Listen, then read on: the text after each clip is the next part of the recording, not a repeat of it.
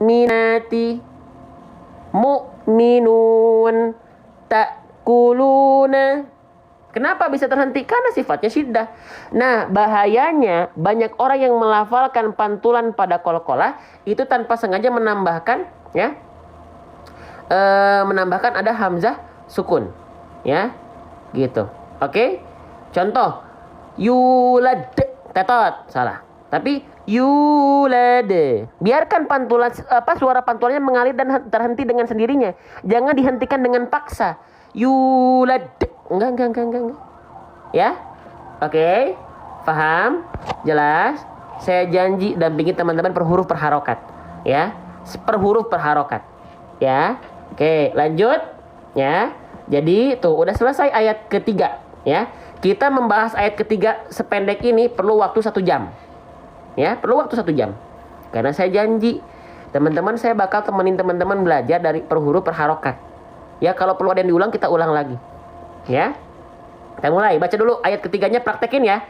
Udah dipelajari, praktekin. Nanti kita lanjut ke ayat keempat. Oke? Bismillah.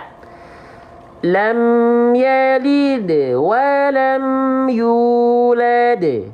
Sekali lagi, praktekan tebal tipisnya. Dibaca senyum huruf yang tipis. Ya.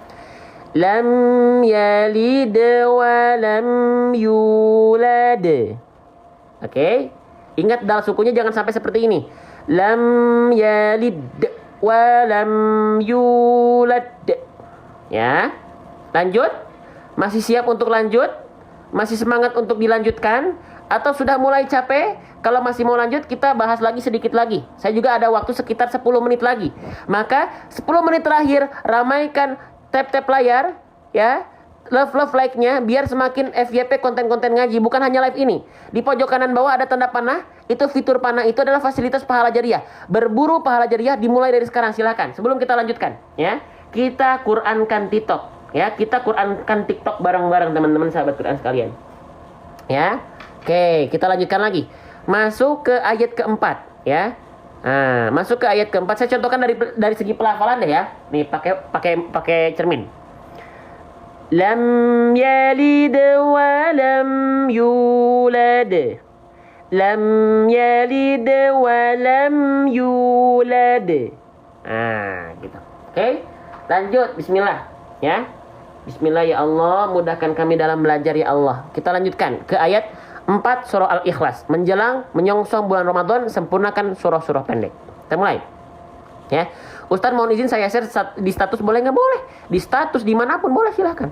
Sebanyak mungkin. Walam yakul lahu kufuwan ahad. Sekali lagi.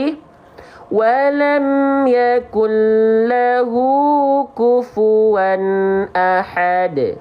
Oke, kita mulai. Fokus. Waktu saya 10 menit lagi, teman-teman sekalian, difokuskan. Ya, fokuskan. Nih, perhatikan di sini ada huruf wawu. Gampang nggak melafalkan huruf wawu? Coba, teman-teman jujur ya. Cara melafalkan huruf wawu gampang atau mudah? Sama ya. Sulit atau mudah? Ya. Gampang atau susah melafalkan huruf wawu? Ya. Cara melafalkan huruf wawu gampang. Tapi saking gampangnya banyak orang yang apa? Yang salah. Atau tidak sempurna. Hati-hati. Emang wawu gimana caranya? Oke, kita jelaskan. Nih, kita jelaskan apakah banyak orang yang sering mengabaikan huruf wawu. Kita masuk ke huruf wawu. Kita cek huruf wawu ya. Janji saya, kita bahas per huruf. Perhatikan. Nih, wawu itu adalah huruf yang mudah untuk kita lafalkan. Saking gampangnya banyak orang asal. Jangan, ya. Wawu punya makhraj, tempat keluar huruf dari mana? Dari asyafatain. Asyafatain itu apa? Kedua bibir diapain? Li syafatainil wawu baun mimu. Ya, dengan posisi maju seperti mengucapkan huruf U. Kayak gimana? Kayak gini. Tuh, ya. Jadi wawu dilafalkan harus maju bibirnya. Monyong bibirnya, muncung bibirnya. Maka mohon izin, kita lafalkan harus maju betul-betul. Contoh, wa. Perhatiin bibir saya. Wa, bukan cuman wa. Lam yalid wa lam yulad. Enggak, tapi lam yalid wa lam yulad. Wa wi, bukan wa wi. Ya. Oke, seperti ini persis. Jelas? Saya izin dampingi teman-teman seperti ini, nggak masalah. Atau terlalu bertele-tele. Ya, kalau beli bukunya bisa nggak diupayakan bulan Ramadan teman-teman bisa punya buku ini untuk order. Tapi kalau sekarang masih disempurnakan dulu. Ya, oke, paham? Jadi wow tolong dimajuin bibirnya, ya. Atau teman-teman yang pengen beli buku tajwid tapi sekalian langsung Quran nanti di akhir ya, ada. Jadi maju bibirnya, ya, gitu. Oke, maju bibirnya. Sekarang perharokat kita bahas. Wow, dia berharokat fathah, ya, gitu. Ada buku tahsinnya plus dengan Al-Qur'annya nanti ya. Oke.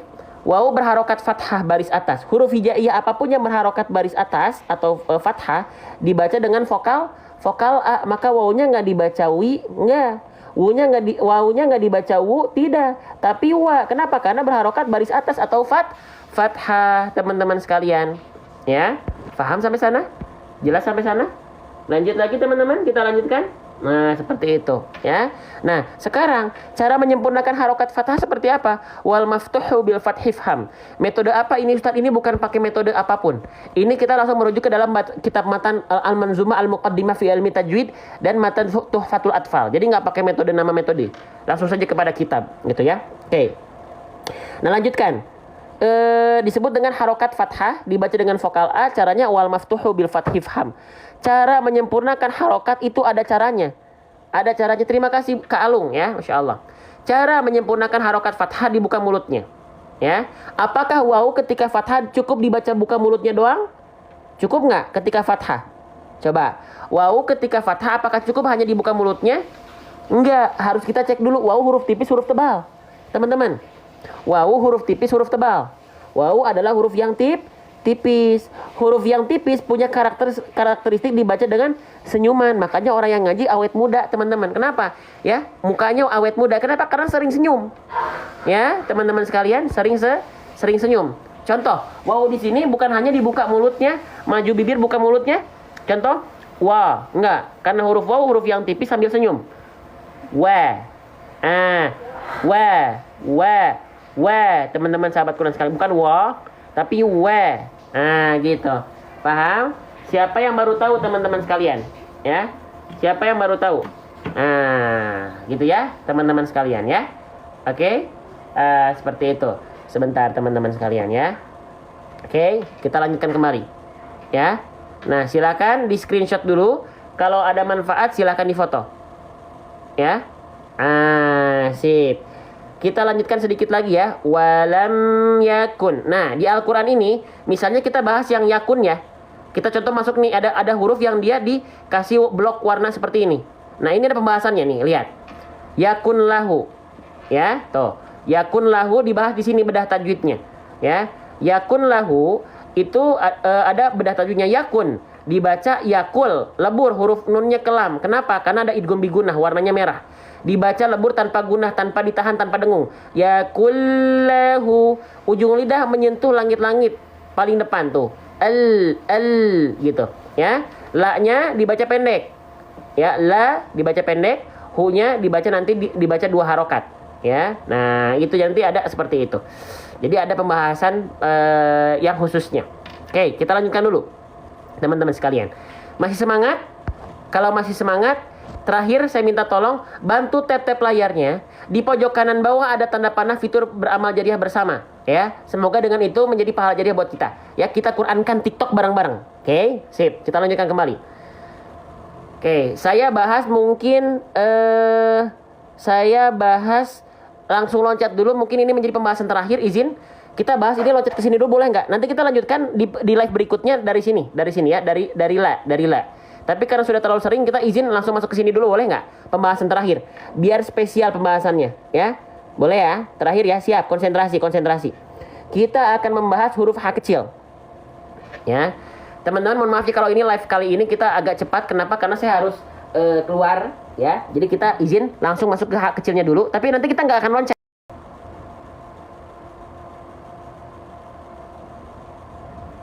Oke, kita lanjutkan kembali. Masih banyak yang kesulitan. Oke. H kecil kita bahas dulu kesalahannya. Saya izin bahas per huruf per harokat. Izin. H kecil ada dua kesalahan besar yang sering kali terjadi. Yang pertama, dibaca menjadi H besar. Yang kedua, dibaca menjadi huruf kho. Dan ini dua-duanya kesalahan besar. Disebutnya dengan apa? Disebutnya dengan lahan jali atau lahnul jali. Jali itu kesalahan yang besar dan nampak. Kesalahan yang besar, kenapa disebut dengan kesalahan yang besar? Karena bisa merubah makna kalamullah. Merubah firman Allah. Teman-teman sekalian. Hah? Merubah makna firman Allah? Iya. Oke, nih perhatikan. Kenapa merubah huruf atau menukar huruf bisa berubah, bisa menjadi kesalahan besar? Nih, kita pakai ilustrasi kosakata kami. Kami kan pakai huruf i di ujung. Tiba-tiba kita ganti huruf i-nya menjadi huruf u. Kamu. Kami dan kamu beda satu huruf, salahnya besar. Ya, beda makna. Sama ini juga. Jadi makanya kita bahas per huruf per harokat itu biar nggak menghadirkan kesalahan yang besar. Ya, ngaji nggak cukup hanya sekedar lancar. Ngaji perlu sesuai dengan tuntunan. Makanya saya dampingi teman-teman per huruf per harokat. Ya, jangan dibaca ahad, jangan dibaca ahad, tapi dibaca ahad. Bang, gimana tolong bedainnya dong, Bang? Oke, siap. Saya akan bantu. Saya akan bantu teman-teman kenalan sama huruf H kecil. Ya kita sandingkan nih. Kita bahas per huruf per harokat. Perhatikan, H kecil itu punya cara keluar. Teman-teman, H kecil punya tempat keluar huruf. Dari mana? Dari wastul halki. Wastul halki itu apa? Tengah tenggorokan. Tsumma liwasṭihi fa'ainun ha'u. H kecil keluar dari bagian tengah tenggorokan kita. Nih yang ini nih, yang area warna biru, warna ungu. Ya. Nah, kalau H kecil dilafalkan tepat dari tengah tenggorokan, maka dia akan mengeluarkan sifat hams. Hams itu mengalir nafas dengan karakteristik apa? Berbisik. Ya, berbisik. Contoh, ha, ha, ha. Otomatis teman-teman gak perlu difikirkan apakah dia berbisik atau tidak. Kalau melafalkannya tepat dari tengah tenggorokan, H kecil dengan otomatis natural akan mengeluarkan sifat berbisik. Ha, hi, hu. Selesai. Ya, selesai. Nah, paham ya?